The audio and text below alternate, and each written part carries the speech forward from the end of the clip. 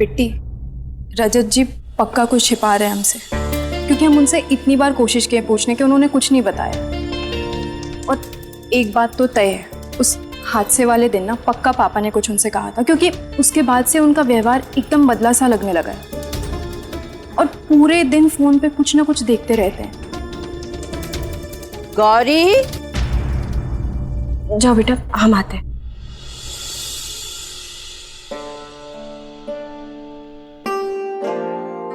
एक बात का है, मतलब अभी तक हमें जरूरी नहीं लगा इसलिए बताए नहीं, लेकिन अब लग रहा है बता दे। बेटी, उस दिन हादसे से पहले जब तुम अपने पापा को ढूंढने उनके पीछे पीछे गई थी ना, तब हमने तुम दोनों के पीछे दामाद जी को देखा था।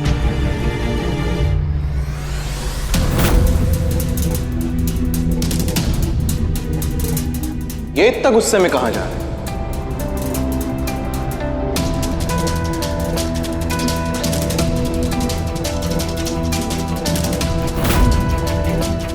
मतलब वो वक्त हमें लगा कि हमें कोनो वहम हो गया, लेकिन अब लग रहा है नहीं, हमने उन्हीं को देखा था। क्या पता हादसे से पहले दामाद जी की इनसे कोई बात हुई हो। मतलब बच्चे के आने की खुशी हम समझ सकते हैं, लेकिन इतना ये सब खर्चा, हमें कुछ खटक रहा है बिट्टी। जरूर कोनो बात है।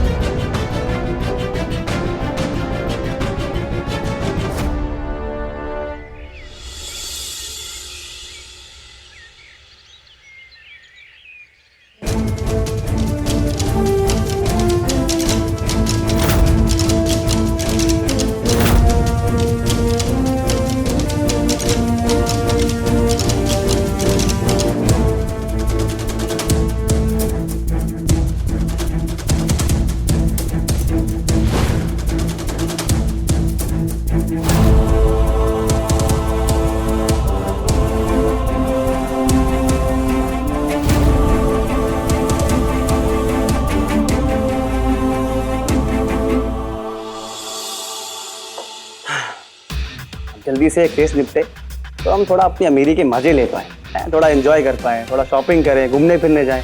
लक्ष्मी की हमें न्योता दे रही है और हमको देखो हाथ बांधे खड़े हैं।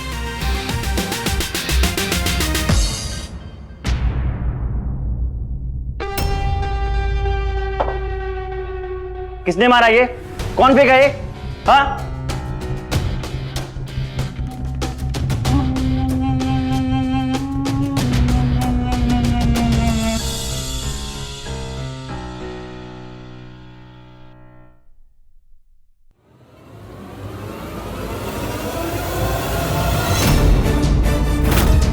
अंकल!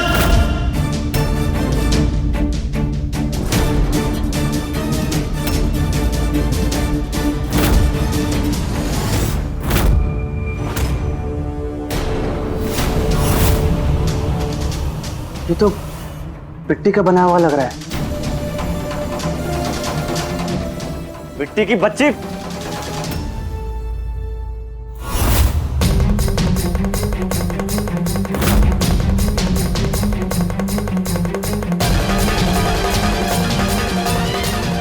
ये सब क्या है? क्या चाहती हो तुम?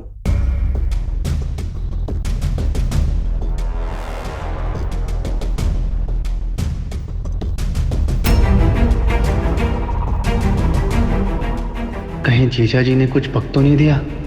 पकलोल आदमी है, कोई भरोसा नहीं है उनका। पैसे लेके फंसा दिया हमको, मक्कार कहीं के। एक मिनट, अगर इसे सच पता होता तो ये यहाँ खड़े होकर हमें घूरती नहीं, बल्कि एक तमाचा धर चुकी होती और घसीट कर हमें थाने ले जा रही होती।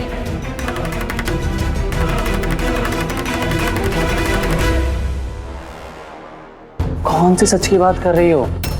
हाँ, जब हमने कुछ किया ही नहीं तो फिर हम पे इल्जाम क्यों लगा रही हो? हम तुमसे 1000 बार बोल चुके हैं कि उस दिन कंस्ट्रक्शन साइट पे हम थे ही नहीं।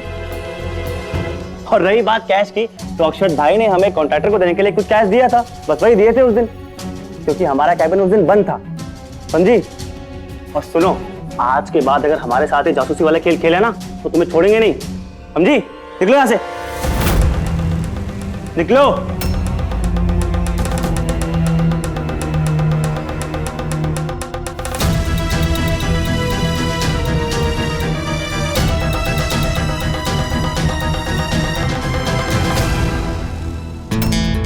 ये बिट्टी यश के कैबिन में क्या कर रही थी? इससे पहले ये हमारा केस बिगाड़े, मुझे कुछ करना पड़ेगा। ये बहन है दुश्मन, अंधेरे में तीर चला रही थी। अगर निशाने पे लग जाता तो बेटा हमारे तो हो गए थे बारे नहीं आ रहे, सब बक देते। मम्मी जी आप बिल्कुल टेंशन मत लीजिए, सब कुछ ठीक हो जाएगा। आप बस दादी का ख्याल रखिए, उनकी तबीयत और बिगड़ सकती है।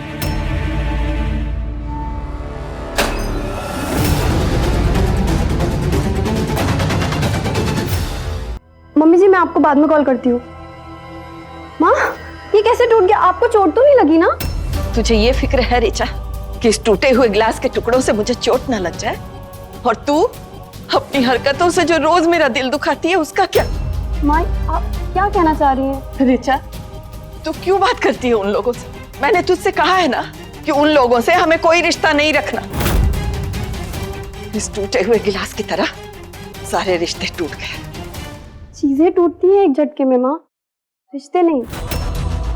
कुछ रिश्ते तो ऐसे होते हैं जिनके बीच में सिर्फ दूरियां आ सकती हैं। आप चाहो तो भी उन्हें नहीं तोड़ सकते। और आप लोगों को लगता है ना कि पापा जी ने प्रताप अंकल को धक्का दिया है, पर ये बात अभी साबित नहीं हुई है। और जिस दिन ये बात साबित हो जाएगी कि प्रताप अंकल की हालत पापा जी की वजह से है, आई प्रॉमिस मैं खुद उनसे सारे रिश्ते तोड़ दूंगी। ना कभी बात करूंगी और ना कभी नाम लूंगी उनका। ठीक है नीचे, वो पल भी बहुत जल्दी आ जाएगा। कोर्ट की तारीख बहुत पास आ गई है।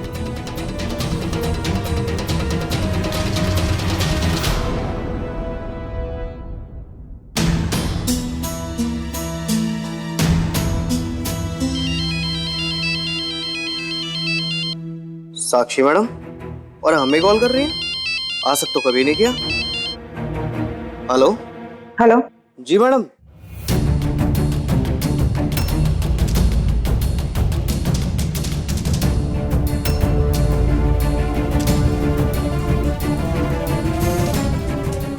जी मैम।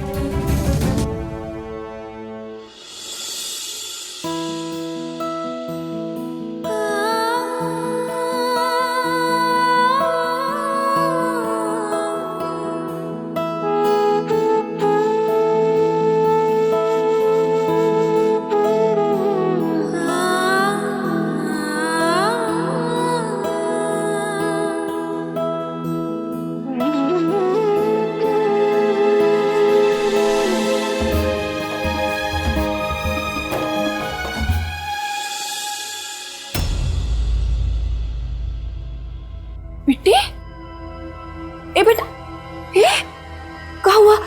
इसे रोका रही है? हाँ?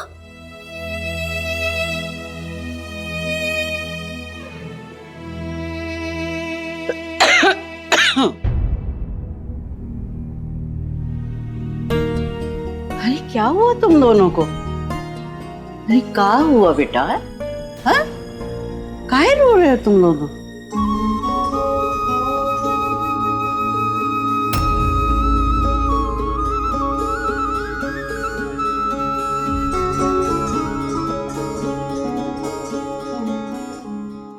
हम जानते हैं बिट्टी, नवदुर्गे शुरू होने में सिर्फ 4 दिन बचे और अब तक तुम्हारे पापा को जेल से बाहर निकालने का कोनो रास्ता नहीं मिल रहा। एक वो यश से उम्मीद थी, लेकिन उसके मना कर देने के बाद तो ऐसा लग रहा मानो सारे दरवाजे बंद हो चुके हैं।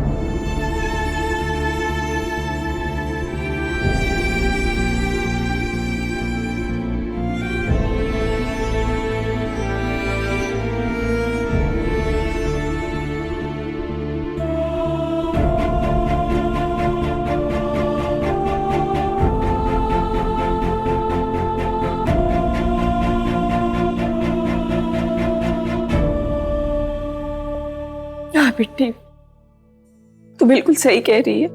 पिता हमेशा अपने बेटों को सर का ताज समझते हैं और बेटियों को पैरों की जूती। लेकिन वो भूल जाते हैं कि जिंदगी के सफर में हमेशा जूती साथ देती है, ना कि सर का ताज। लेकिन वो हमेशा ताज ही साफ करते रहते हैं और जूती को घर के बाहर रखते हैं। लेकिन बिट्टी, हमें तुम पे पूरा यकीन है कि तुम अपने पापा को सारी परेशानियों से सही सलामत बाहर निकालोगी। तुम उनसे वो मान सम्मान प्यार लेकर रहोगी जिसके तू हकदार है। उर्मिला सही कह रही है, तुम बिट्टी नहीं बिटिया है। और जिस तरह हमें सद्बुद्धि आ गई है ना, तुम्हारे पापा को भी एक दिन आ जाएगी। और उस दिन वो तुमको घर के बाहर नहीं रहने देगा, तुम्हें खुद घर के अंदर लाएगा और बेगाना नहीं अपना बना के रखेगा, बेटी बना के कलेजे से लगा के रखेगा।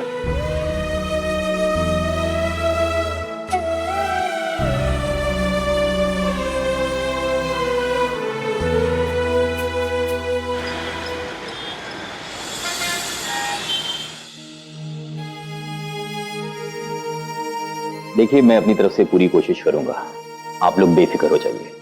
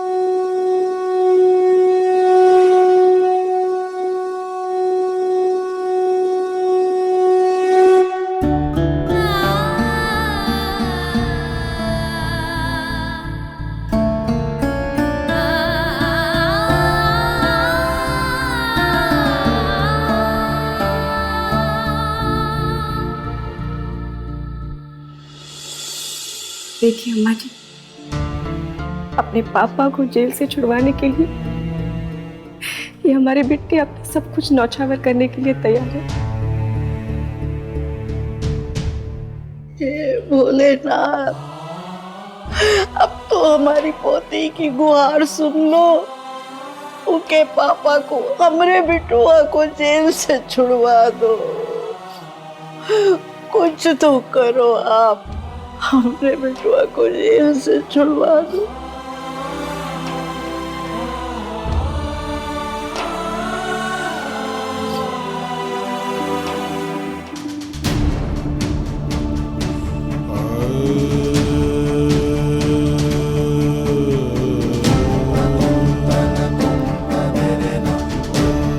हे भगवान, आज सारा सच बाहर आ जाए, गुनहगार को उसकी सजा और प्रताप अंकल को उनका इंसाफ मिल जाए।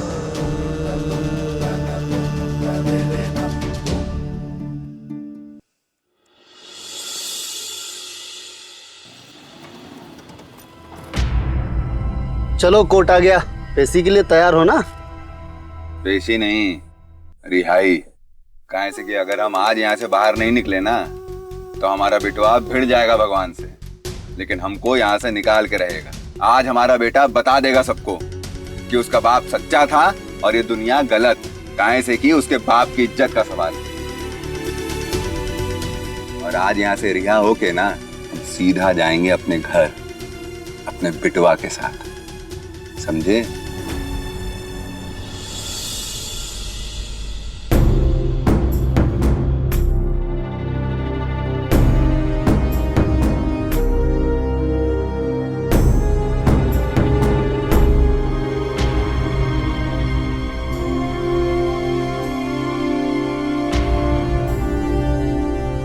भाभी अपॉइंटमेंट के लिए गई थी, पता नहीं कहाँ रह गई।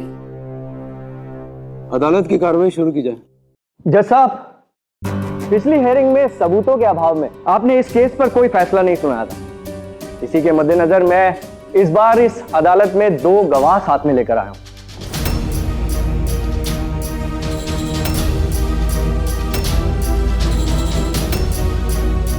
कहीं जीजा जी तो गवाही नहीं दे रहे, ऐसा हो गया तो बर्बाद हो जाएंगे हम।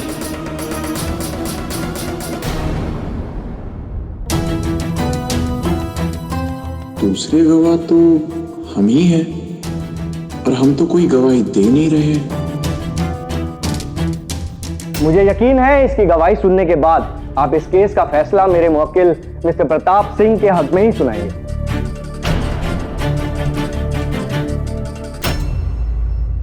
मेरे पहले गवाह हैं मिस्टर राजू।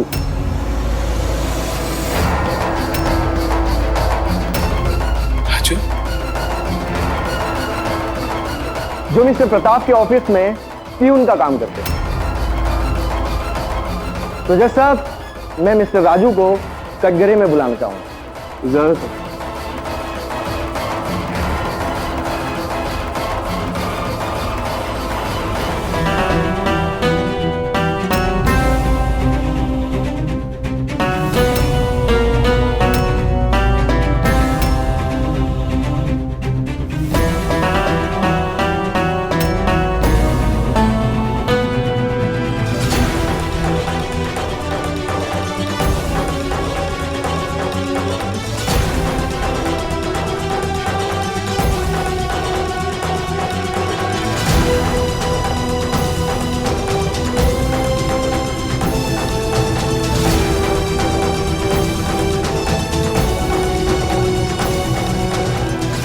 हाँ तो मिस्टर राजू, आप अदालत को बताइए उस दिन क्या हुआ था।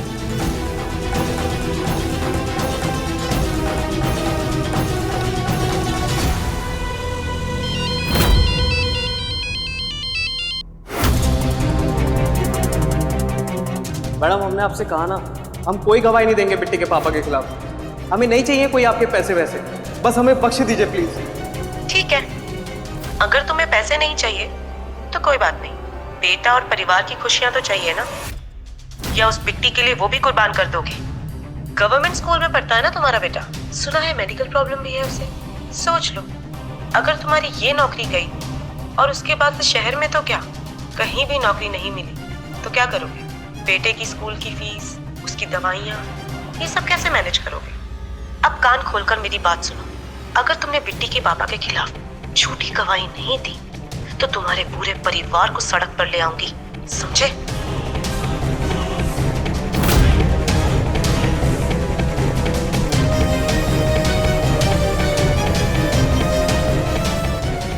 डरिए मत, खुलकर बताइए कि आखिर उस दिन हुआ क्या था। जी वो उस दिन सुरेंद्र जी प्रताप सर को ढूंढते ढूंढते ऑफिस आए थे। हमने इन्हें बताया कि प्रताप सर कंस्ट्रक्शन साइट पे गए। वो गुस्से में वहां से चले गए और बोल रहे थे कि आज प्रताप जी को जिंदा नहीं छोड़ेंगे।